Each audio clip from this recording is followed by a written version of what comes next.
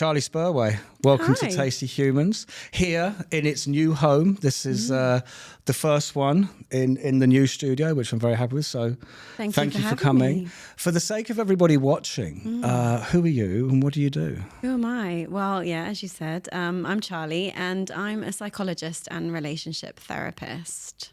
You must be busy. Yeah, it's very busy, especially here in Dubai, with all the stories that I get told about dating, divorce, affairs, how difficult it is to meet the one. And with that in mind, we also have all the other stuff that the region brings with jobs and job titles and high achievers and burnout and exhaustion and trying to keep up with the Joneses, I guess. There's a lot there. There's a lot there to unpack. Yeah. So, but I tell you where I'd like to start. I'd like to start with you. Okay. And where did you start with all this? So this is an interesting question for me because I never talk about myself. I'm always talking about the people in front of me in sessions. So where did I start? I started off in a small town in Somerset, countryside girl. First career was in education and I retrained following my own divorce, which was about 7-8 years ago now, and did what I tell my clients not to do, which is run away from your problems, which we hear in Dubai a lot, and moved to Dubai and did it all. Gave up a career, gave up a country, gave up a husband, and kind of made a new life for myself, really. And that's how I got into therapy. I suppose a natural question would be if you, and you don't have to answer this, is that was it a difficult divorce? Was it amicable or was it? So I will answer because I always try and teach my clients and people that vulnerability is good for connection, and we're not these armored up faces that we try to perceive, especially in the corporate world, especially here in Dubai. Everything's rosy, everything's shiny. So was it a difficult divorce? I think whether you're the person who makes a decision to leave or you're the person who's left, neither stance is easy, right? Because you know that you're going to potentially break the heart of someone you loved and probably still love to some capacity. And if you're the person who's left, then you're kind of blindsided. So it was all amicable. It was all fine. Did it cause hurt? Of course. But from all of the stories that I hear with my clients, my divorce was very amicable. So, yeah. Okay, good. What was the career that you gave up? Teaching. Okay. Yeah. I was head of department, head of faculty. What did you teach? Geography, physical geography, most precisely. Yeah. Very different. Yeah, it was a subject at school I didn't do very well with because I didn't understand why I needed to know. I was quite a disruptive young man in geography, and I kept asking silly questions. So I went around the houses when I was growing up. You know, I did like law A level. I wanted to do that at uni, and then I realised I had a really bad teacher. And when I was studying at sixth form, and I thought, no, I don't want to be a lawyer. So I gave up that, and I was kind of itching my head. And I thought, you know what? Don't really know what I want to do. So I'm just going to do my favourite subject. And I'm so glad that I did that because I don't know if you know this about me actually, but I'm a kite surfer. And I love being on the water. I love the ocean. And the whole studying geography kind of made me understand, you know, like swell and wind and all of these other great things. So yeah, my love for outdoors kind of came from subject matter really. So yeah. You're in the perfect country for that. I am, and I go most weekends. So although I'm a foiler now, so I get up on one of those hydrofoils with my kite rather than a flat twin tip board. Okay. But we're digressing. Well, I wanted to ask actually, you said that you stopped law because you had a bad teacher, and I'm always, and because you were a teacher, and obviously coaching and psychology and therapy is obviously teaching as well. What made you? What constitutes a good teacher versus a bad teacher, in your opinion? Great question. I think if you have the ability to create rapport. If you have the ability to question deeply, which again is kind of a natural progression into therapy. And I say behavior management in all honesty, but if you've got good rapport, then I always found that behavior management was never an issue.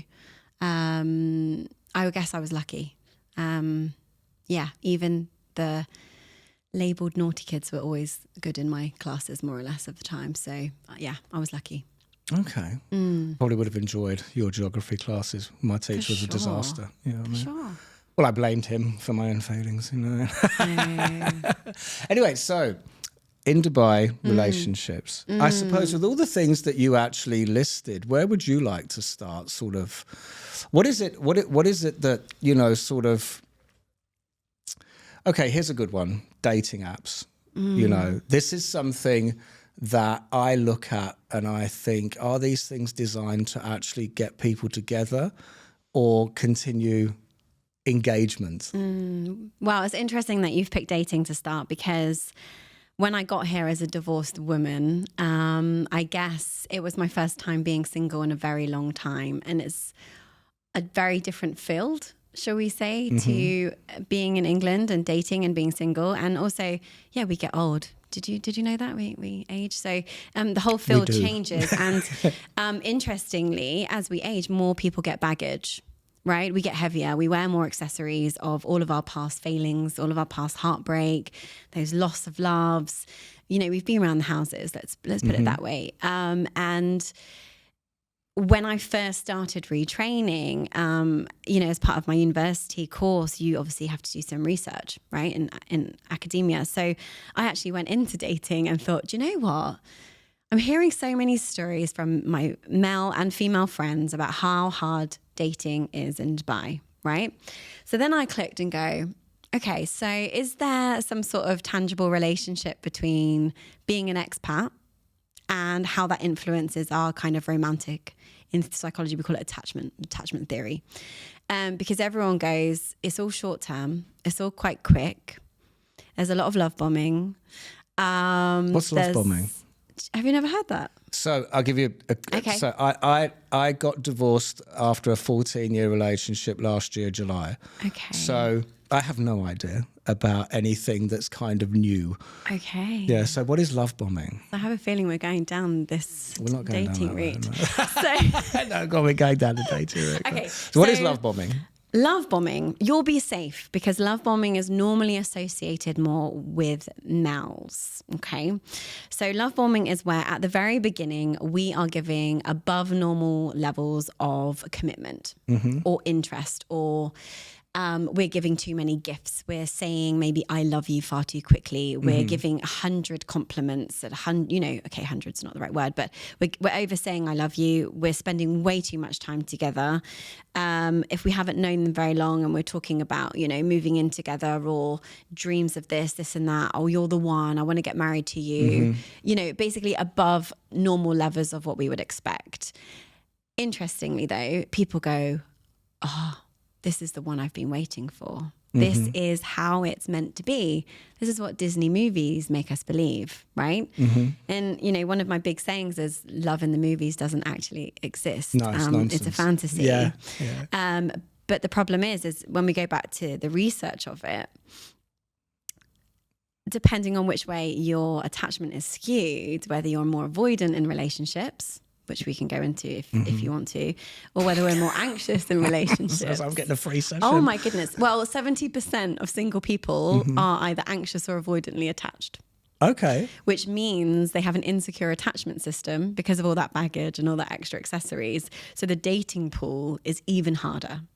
So you're saying as we get older, you know, I'm 48 years old. So as we get older, we're more susceptible to dive into it as quickly as possible, you know, saying love bombing and saying Age all these doesn't over matter. the... No? No. Okay. Good, because I was doing that at 15, you know what I mean?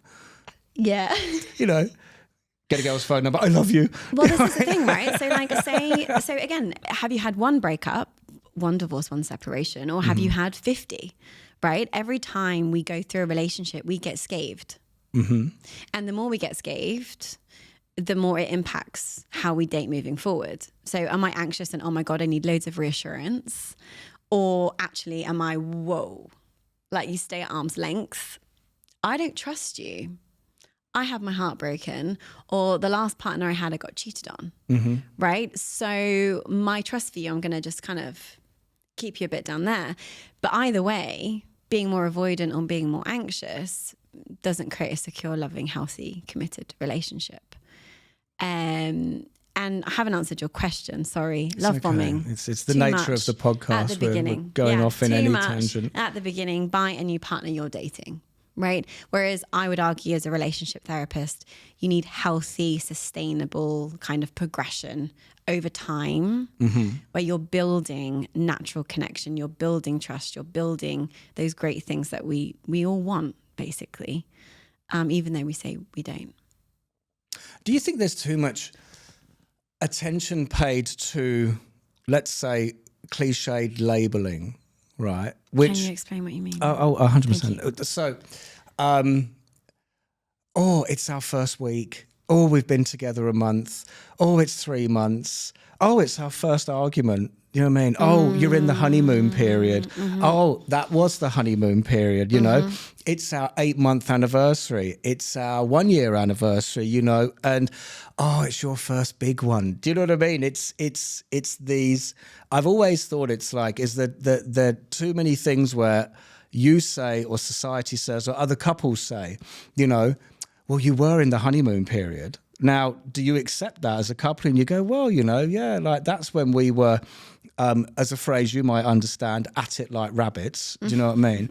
And now all of a sudden that sort of dies off a bit, but it's okay. Okay. And are you taking maybe a false acceptance for something where the real red flag is, we're not doing it anymore. We're not as affectionate as we were. But do we just accept that because that's the norm?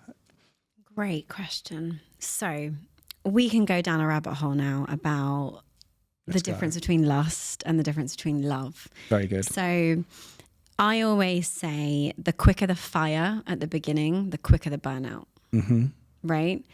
The more intense and lustful it is, probably means you're trauma bonding or your attachment system is so insanely in overdrive that it doesn't have the presence for a loving, lasting relationship. Okay. There's another therapist, I've forgotten his name now. I think he's called Ken something. He basically says, you know, the whole, are they a 10 out of 10? Yes. Right? Yeah. Analogy.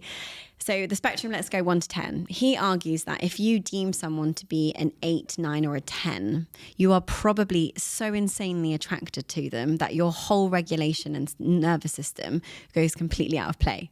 So that's where the love bombing can happen. That's where the lust happens. That's, as you quoted, at it like rabbits. Yes. If they're 1 to 4, it's always going to be friend zoned, right? Yes. Because there's not enough traction. Which is terrible. You know and what I he mean? argues that between something like, let's say 5, 6, 7, right? Maybe 5, probably not so, but let's go 6, 7. Okay, for you, that's where healthy, long-lasting love takes place. So when you're saying, and your question was, you know, we're at a 1 week, a month thing, I would argue sprinkled anxious attachment happening there. Far too much emphasis on the relationship status. Yep. That might mean that, are you comfortable with your sense of self and who you are on your own when you're single, right? Well, it's the thing where, do you think it's the thing where sometimes you can see it in couples, or you see it in your friends, for instance. I won't name names, but I've seen it in some friends of mine over the years where they seem to be more into the idea of the relationship than actually the person they're with. You know, so when you see them in public, you can see that you're like, this doesn't seem to make a lot of sense, but you're talking as if, you know, this is it, you know, and then it all ends in tears. You know? Yeah, so I don't believe in the one. I believe in the many. Because, Okay. Because we can have lots of people that fit our criteria. We can have lots of people who we are attracted to, who we have things in common with. What separates the difference from someone you dated when you were in your 20s to when you were in your 40s, right, is that you change too. So just because the person was right once, if you're not growing together, doesn't mean that they're still your person necessarily in the future, right? And what I've realized in my own transformation, as well as my clients, is depending on what you invest your time in or what you prioritize, you can be quite a different person. Sure, maybe your core values are the same, but I didn't kite surf 10 years ago. I didn't live in Dubai 10 years ago. Like maybe I'm also different, right? And the amount of therapy I've done, crikey, you know, it's part of your course. You have to have a therapist, right? Your education. And, you know, I'm so humbled for my clients. When I've been on every single journey that they've brought my way, it teaches me something. I learn, I grow too. So to think that we have just one person for that whole time, if they're not also growing and continually trying to bring that growth back to connecting, means that maybe disalignment will occur.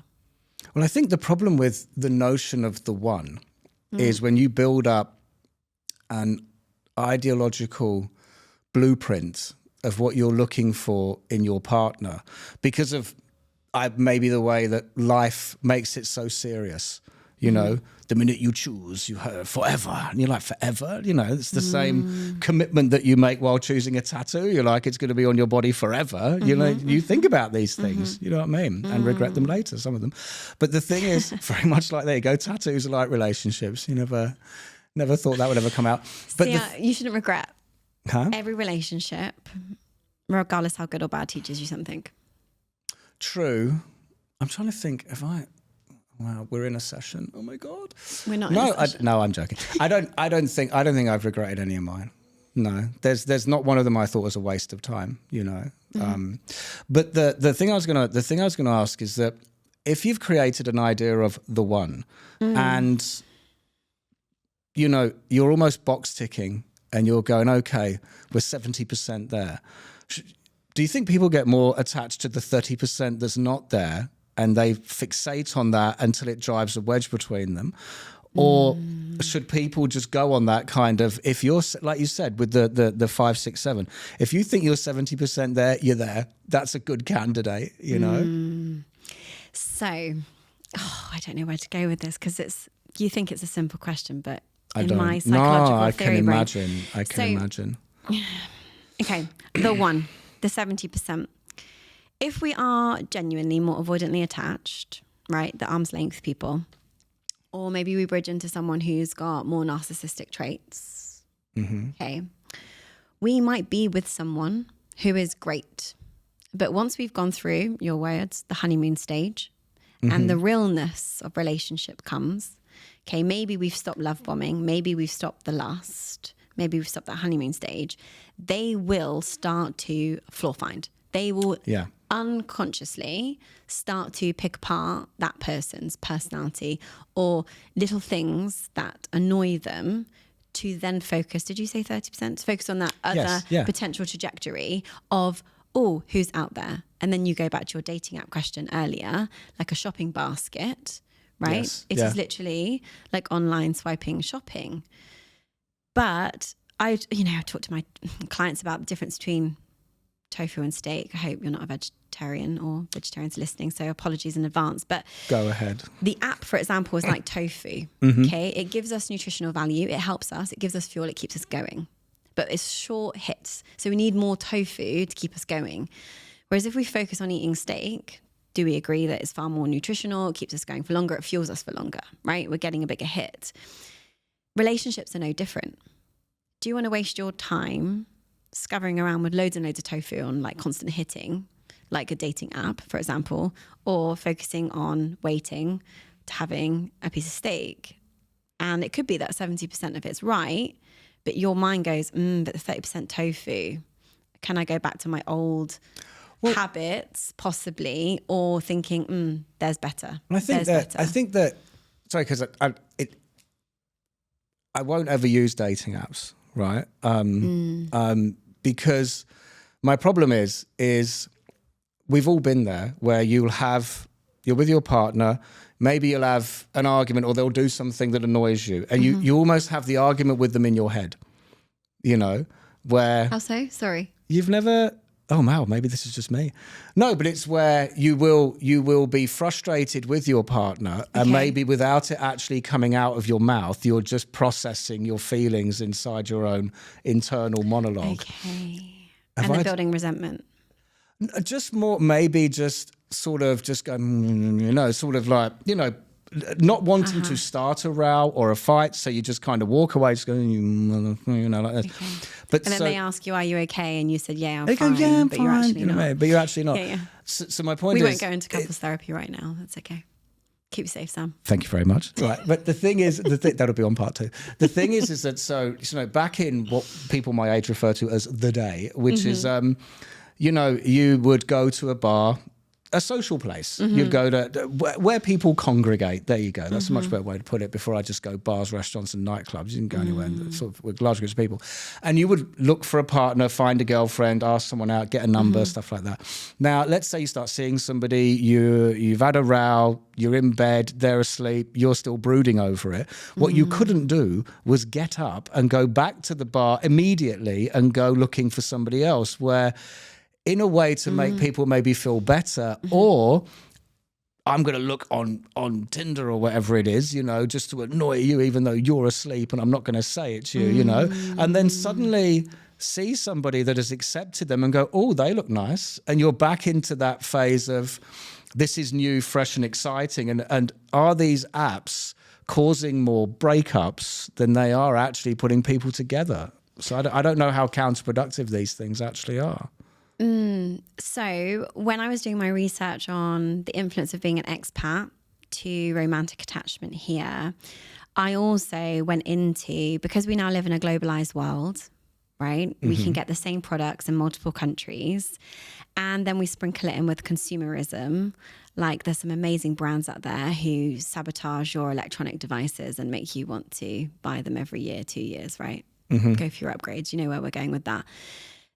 Something I believe in, by the way. One thing that I'm really passionate about is, have we become like that for people? Do we now consume people? Do we now constantly seek upgrades? And it would go back to that dating app analogy of, especially younger generations, they've grown up in a very globalized consumerist world. Which I feel very sorry for. I know. I did an episode of Tasty Humans with what we refer to as a Gen Z. Her name's Rupa. She's fantastic. She's 22. Okay. And we did 2 parts. And it was all based around us having lunch together once, where I actually said, you're Gen Z. And she went, yeah. And I said, let me ask you a question. Do you think we owe you an apology? My generation. Okay. Right? And we started on because I've heard that in certain things and seen it where they possibly believe that the Gen X's, you know, climate, banking, all this sort of stuff is that, do you actually hold us really accountable for this? And my answer has always been like, well, you know, you do what you do, we are who we are, you inherit something from the former generation and try and make the best of it. But my point is that I would say the one thing we do owe Gen Z an apology for is social media and the creation of it. Because we know a world without it, but they don't. And like you've just said there, I think that this is what they're so embedded in a way that I definitely don't understand, that they live on it. You know what I mean? And there is a question here. One thing I wanted to ask you was, and I don't want to put you on the spot, because I do want to know myself. Yes, you do. I don't. No, I don't. I'll put you on the spot about other things. No. But it's what is a narcissist, right? And you can answer in just 15-second broad statement, because I think people get confused where, go on. I'm not going to talk anymore. So that word is thrown around this city. 100%, yeah. A lot.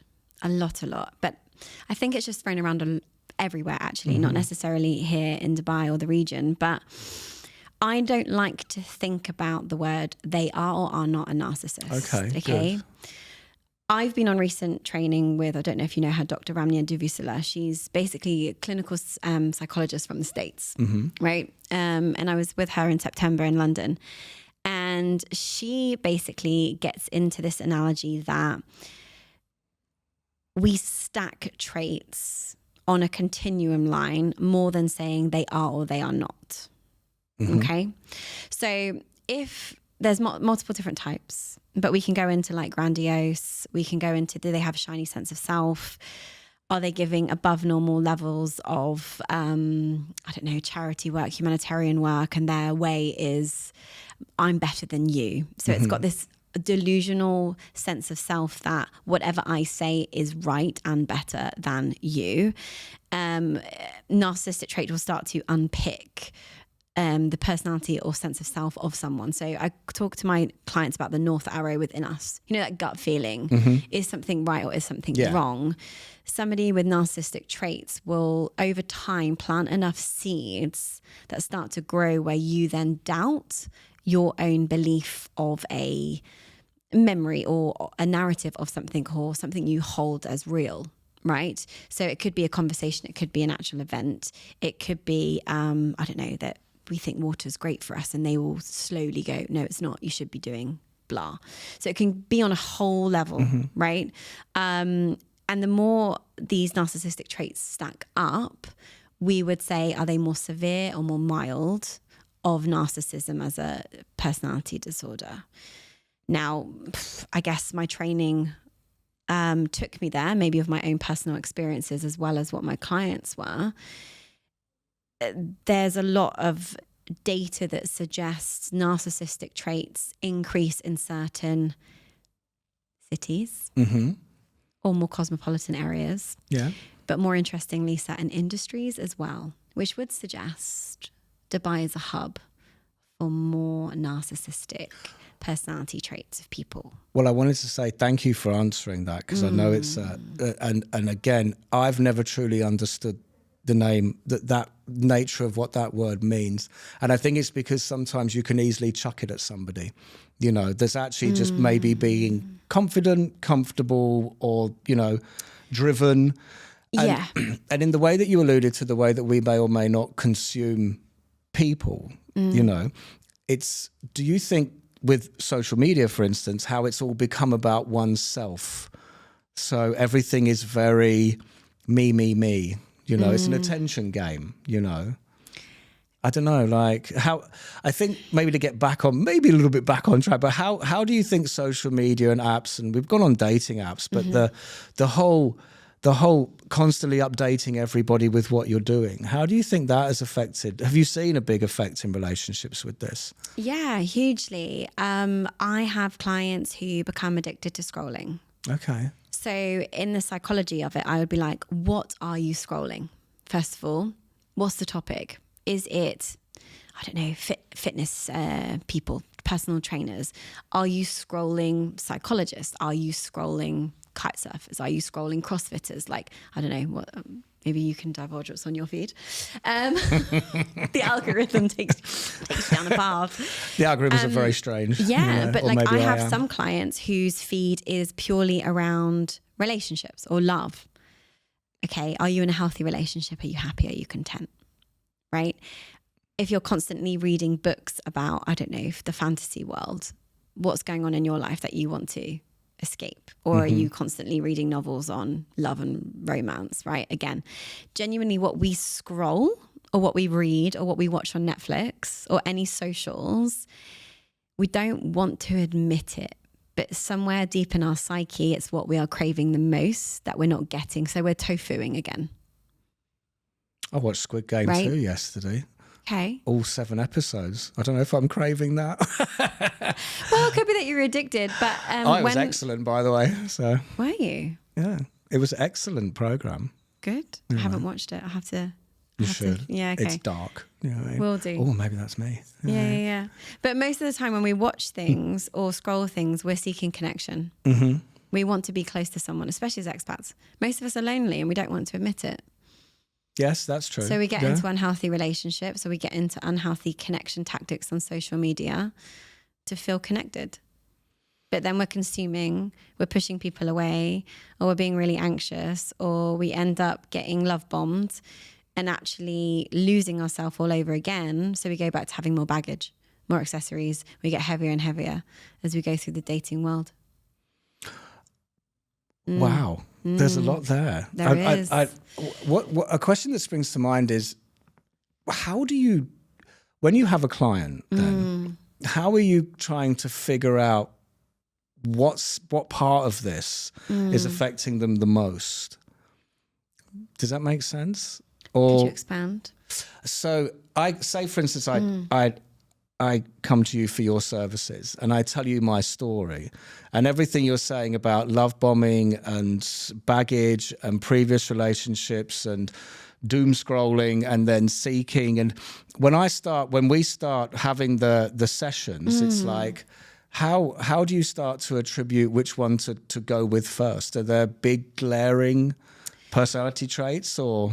Yeah, so this is a really hard question for you to answer because everyone is so uniquely different and their journey is different. But ultimately, I will always do like a quick discovery chat to see if we're a good fit, because I'm not a typical therapist. There's my next question. Yeah.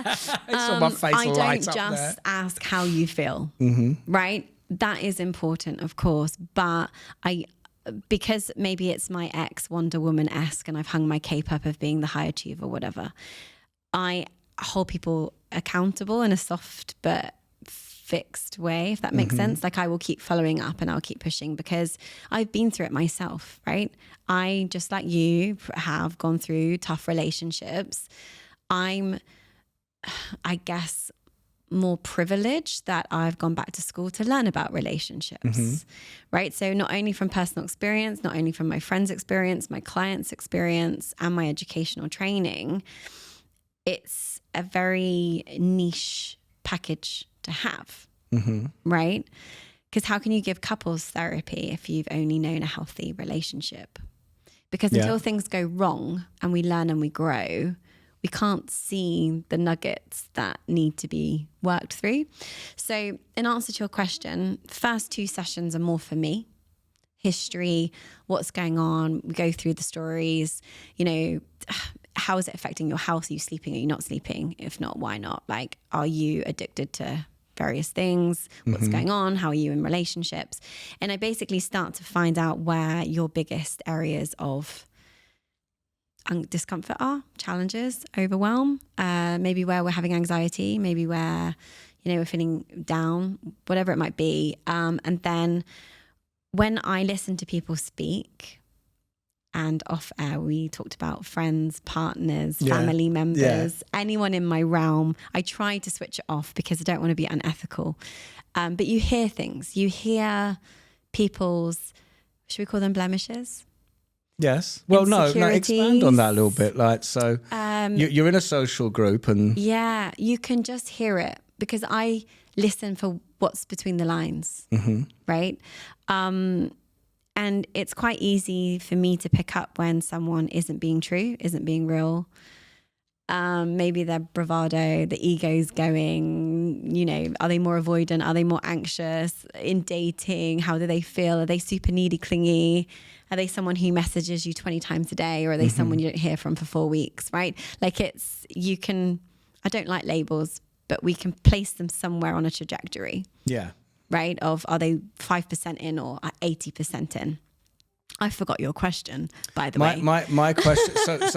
My question was relevant. how I get into a client. Well, no, how you. So, actually, I think I forgot my question. What do I do with a new client? It was. Are there glaring signs with new clients that you spot, but of which you did answer, because you said the first couple of sessions are for you, and you go on this kind of sort of discovery with them. And then I will create an agenda of sorts. Of what I go, these are the things that I think we need to focus on.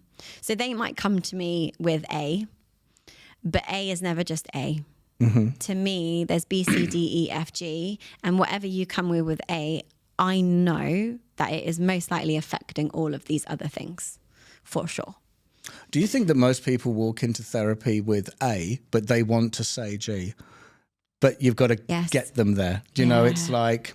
I want to, but the fact that I've walked through the door and I'm like, hi, I think I'm insecure. When really you actually end up right down there where they've suddenly 3 or 4 weeks in just... So can I give you a wonderful story? 100%. I had a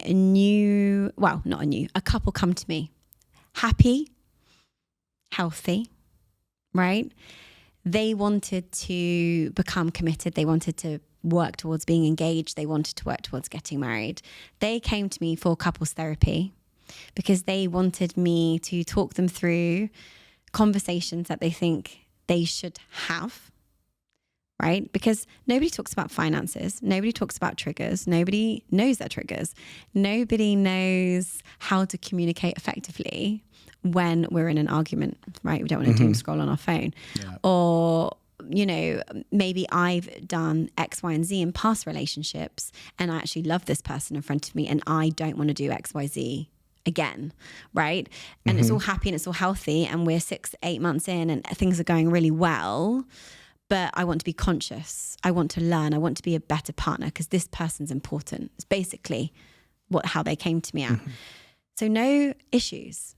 But oh my goodness, the conversations that came up in couples therapy around past triggers, traumas, insecurities, helping each other understand so they can learn how to self-soothe.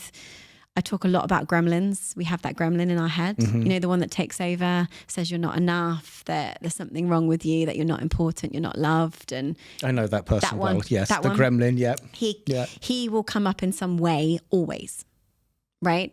And I talk about, is he out of your cage with a baseball bat on steroids? Or have we sedated him enough through therapy work and therapeutic tools where he's all skinny and scrawny and he's locked up in a cage, right? And our parents, our partners, and our own children are the only 3 people who can ever, ever, ever activate the gremlin on such an intense level where we lose our stuff. Yes. Right? I almost swore there. Won't do that. You can. You can. But basically we go bonkers. So we shut down, we freeze, or we fight, or we argue, or we blow up. We get triggered, right? Most people can't get underneath our skin to that level unless it's our own parents, our partners, or our own children. Because our attachment system only truly gets activated or deactivated, depending on, let's go activated for today's purposes. Yeah. Because our friends, we love them, we care for them, our colleagues, sure, but they don't have the same level of attachment to us. Interesting, hey? I do. Yeah, it is. It is. I also am a believer in you only hurt the ones you love. You know, I am a believer in you come home and take out your work stress on your partner because you can't go and say it to your boss or your colleagues because it's easier to carry that stress home and then you see somebody, you know. And if you don't know how to deal with stress or you don't know how to self-soothe or you don't know how to communicate effectively or you're just emotionally dumping, you or your partner, if you don't have that skill set, like let's face it, nobody learned how to be a good partner in school. No. When it comes to our jobs, our careers, even me kite surfing, for example, you have lessons. Yes. You have qualifications. If you are a good practitioner in whatever field you're in, you go on continuing professional development of workshops sporadically throughout your career. How did you learn to be a good or bad partner? We have no educational training on how to do it. So I always go, well, why would you not get a therapist to learn how to do these things? Well, also, how many people do you think actually know the answer to that? Whether they're a good or bad partner? Well, now we're talking about ego. And if we're able to blame, we haven't done enough work on ourselves because we're all accountable. Okay, that's very interesting. We are all 50% of every relationship. That's course, your 50% of your triggers, your 50% of your communication, your ability to self-soothe, nurture, and be aware of your own stuff, your own baggage. Have done enough work where it's lowered down. Plus, if your other partner hasn't done 50% of the work and one person has, that's a lot. Do you think people just don't know? So my point is going home, and if your company that you work with, for instance, and I'm lucky enough to work with a company that do actually promote this, you know, on a, like a, let's say on a, no company is perfect, you know, hopefully I don't lose my job after this next statement. Nothing's but the thing is that I always believe in, and I tell the people that I manage in my team is, you have a problem with me, just say it. Just come and say it. Knock on the door, say it. Like, say it however you want. Like, hopefully you're not being too aggressive. But that's really hard for some people. But it's just say it, because then I'll come to you and I'll say it. And it means that you kind of can, it builds up, say it. You know, maybe we need to go somewhere private. I was taught this at a very early age in my career, is to take people, we used to call it the fire exit. Take people out the fire exit, you know, say whatever you have to say. As long as you walk out smiling and you walk back in smiling, the team don't see anything different, and cliques and gossip doesn't really start. And if a company has a healthy healthy culture of being able to express your feelings, then you don't carry it home. Right. But should there have been more to that statement? No. I'm going to go with you though. Okay. But this is if you've got a sense of safety and security within yourself, right? If my sympathetic nervous system isn't activated, right? Yeah. So maybe I freeze. How many times have you wanted to say something to somebody of importance, but you literally do not know or cannot say?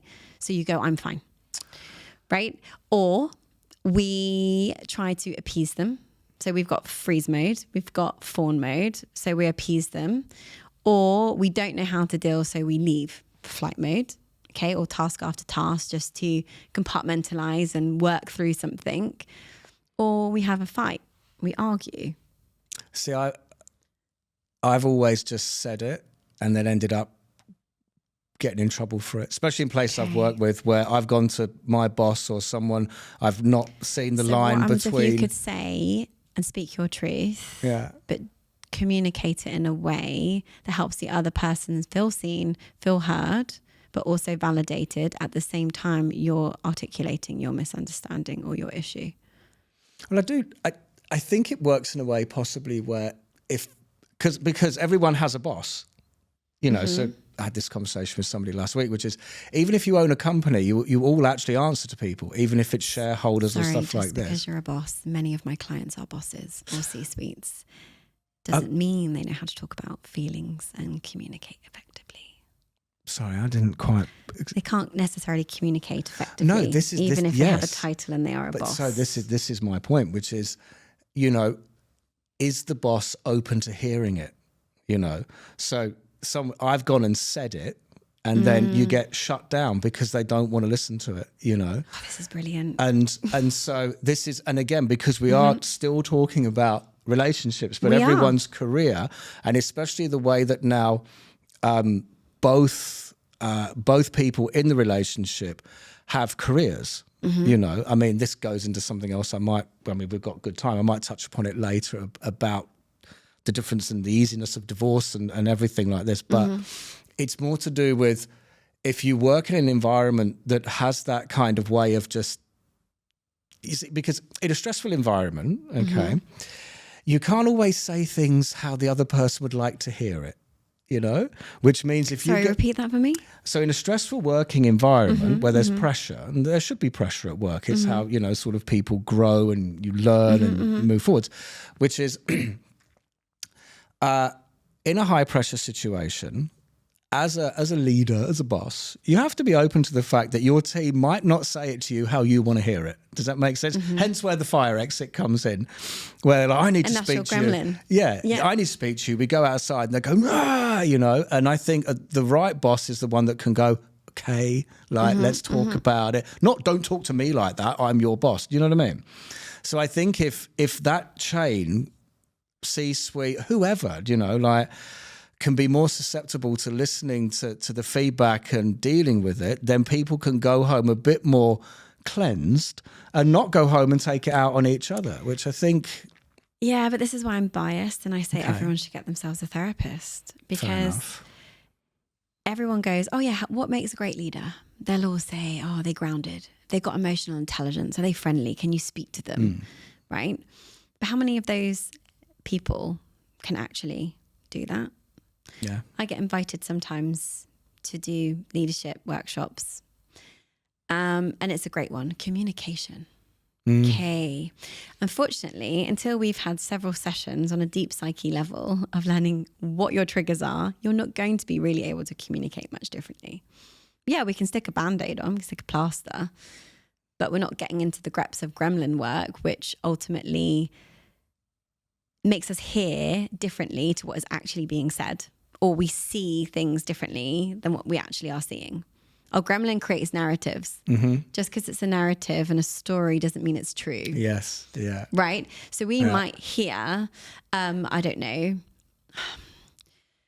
you did a great job today, right? But maybe because your gremlin saw that I didn't smile with that comment, your gremlin goes, no, she's lying. Yeah. Right? And then you might get triggered based on your own insecurity of, well, I'm not good enough, or I've got imposter syndrome, or the perfectionist in me goes, and you maybe like dismiss that person's comment. Yeah. Communications breakdown. I mean, that was a rubbish example, but you get the idea. But it's not a rubbish example because it happens all the time.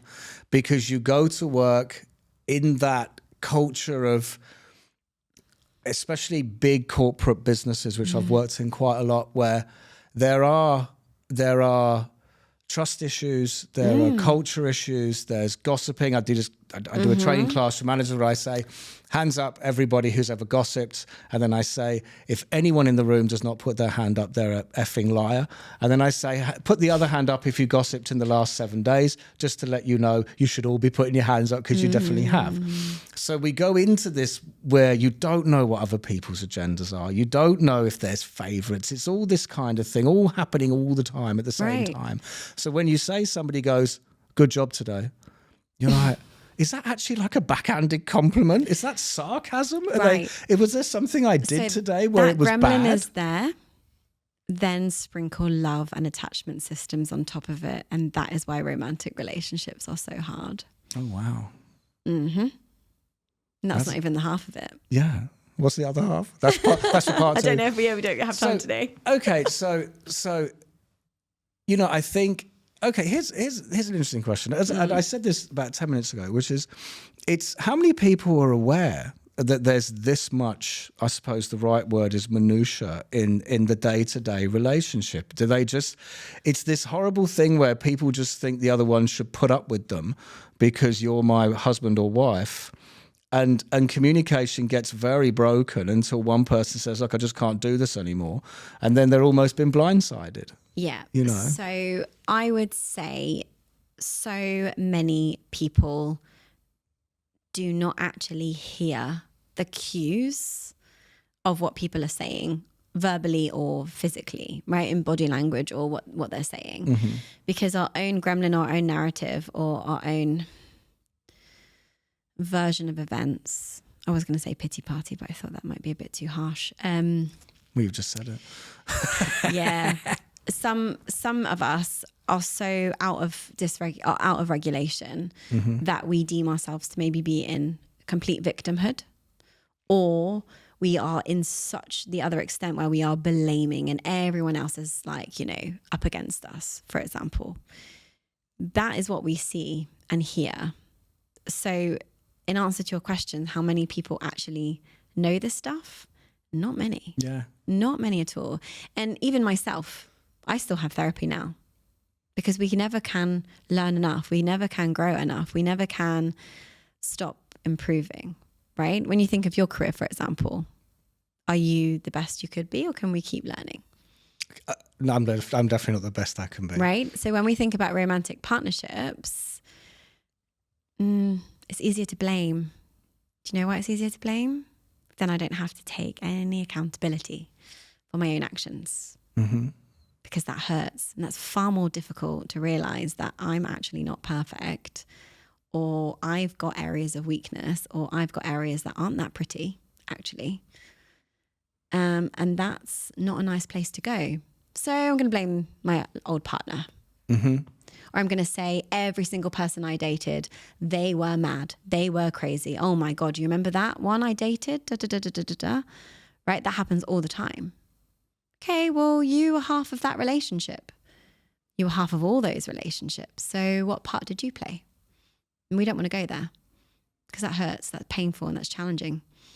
So we keep on dating, or we find another person, we consume another person to brush over our hurt and pain. And then, once again, we're in love again. Have I cleaned up any of my baggage or worked on myself in that time? No, but I've stuck another plaster on because, again, I'm in the honeymoon phase for 3 to 6 months. 2 years, 5 years, 10 years down the line, there will be relationship issues. If we haven't learned, grown, become aware, dealt with our triggers, learn how to communicate, have tough conversations. Do you think they should teach it in school? Because you mentioned this, and it sort of triggered something in me where I've recently thought like this, which is health, wealth, and relationships. They don't teach these things at school. And they are the three things that if you do not manage this correctly. So you were a geography teacher. Yeah. I didn't like geography very much. I personally have never, I'm trying to think now, I put myself on the spot. What did I actually take out of school? English, only just. Maths. English, maths, I suppose, design, art, stuff like this. But if people actually taught us what it was like to be an adult almost, would it work? You were a teacher, or do kids would it just would it just go over their heads? So I will always give the educational system and teachers and the pastoral teams a hell of a lot of grace, because it is a really difficult job if you've never done it. You are expected to be everything all of the time to sometimes 1,000 students that you teach that go through your door in a week, right? We could go into, is it a parent's job? I don't know. There are only so many hours in a day. Ideally, would it be wonderful to teach everything? Of course. Here, we're in a region where we're not allowed to talk about sex education in school. Yeah, we can do biology, but certain things we're not allowed to do, okay?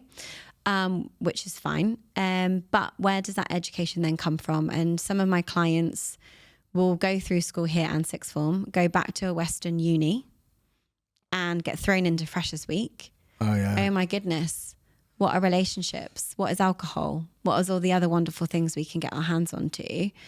And the biggest one is, oh, people don't have your back. We're not safe per se. Right? So should schools do it? I mean, it would be wonderful if they could, but realistically, are there enough hours in a 4.5-day week to fit it all in with everything else? 4.5 days? Don't have that's all schools now here. I left school a long time ago, so. Yeah. Well, look, this has been absolutely fascinating. And I feel that we could do this for like 3-hour sessions, you know what I mean? So, But as I say with every guest that comes on in every episode I've done so far, if there's one thing that you could say as advice to people in relationships, starting a relationship or wanting to, you know, cleanse themselves or something like this, there's one comment you want to leave behind, what would it be? Learn. You're not as educated on things as you think you are. There's always room for growth. Read, listen. If you can, get into therapy, get somebody, but ultimately keep learning, keep growing, because many of us will spend so much money on trying to attract a partner, a nice designer dress, a lovely car, the top phone, right?